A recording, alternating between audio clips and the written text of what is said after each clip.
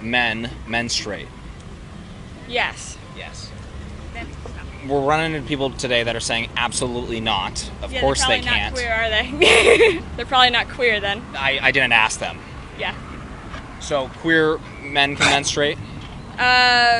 Any men who have a uterus could menstruate. A man has XY. What's up with chromosomes? I'm sorry, I'm being so rude. I apologize. But you're incorrect. Because we're talking about anatomy, biology. Like if you were to have surgery, they need to know what sex you are. So women, that's why she ran off. No, I said I was crossing after the next flight.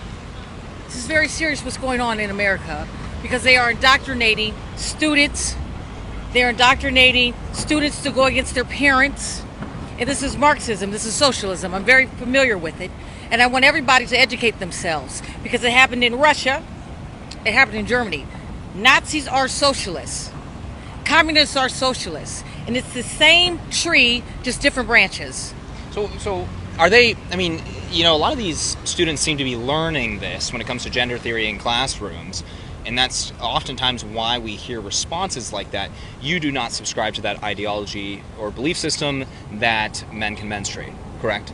No, because a man has different chromosomes and you need to have ovaries to have a menstrual cycle. So if you don't have ovaries, fallopian tubes, vagina, you're not going to menstruate. Like animals, female animals, they have a menstrual cycle. Male animals do not.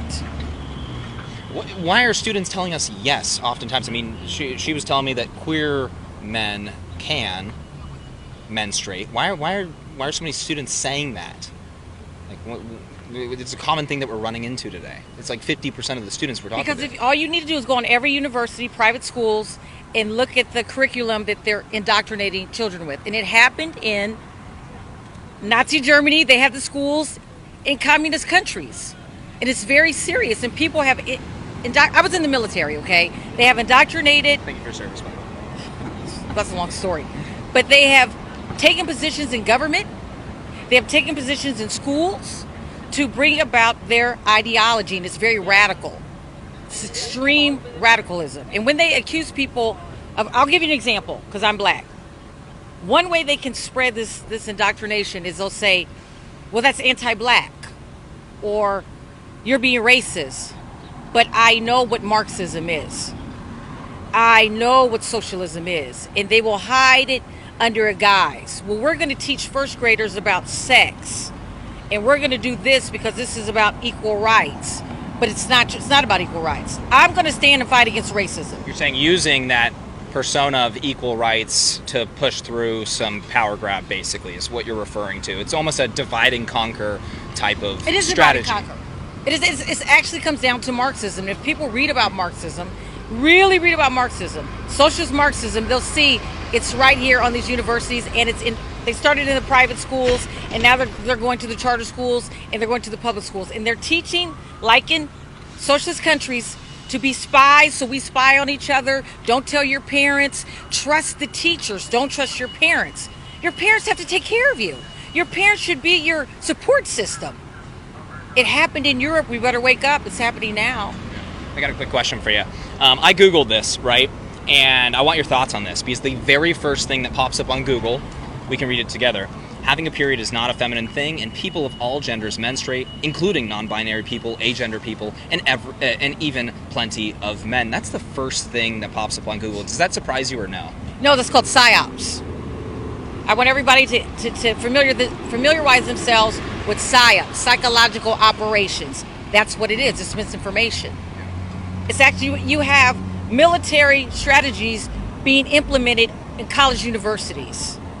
And we're American. I'm going to say this right now. I don't care what political party you are. I'm not going to fight against you because we have a lot of enemies coming against Americans. Instead of being divided, we need to be united. We can think differently. We don't have to agree, but we got to stop fighting each other. Because now they're in America and they're trying to take us over. They're literally trying to take us over.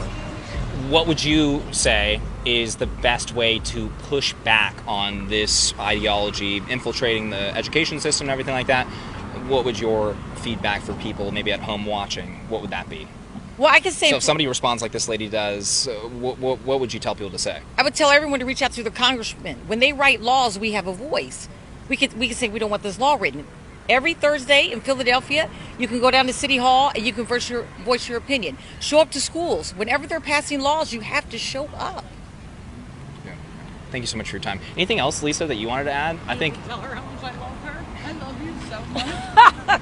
I mean, like, she gave me goosebumps listening to that. Like, yeah, she's 1,000% right. And, like, I just love you. That's all. I got, like, tears in my eyes. I want to say I'm sorry I interrupted, but No, we're happy you did. I'm very That's fire. I'm very passionate about this because I will say this: the United States military, they're implementing Marxist ideologies now, and once it gets into the military, it makes us very weak, so we cannot fight our enemies.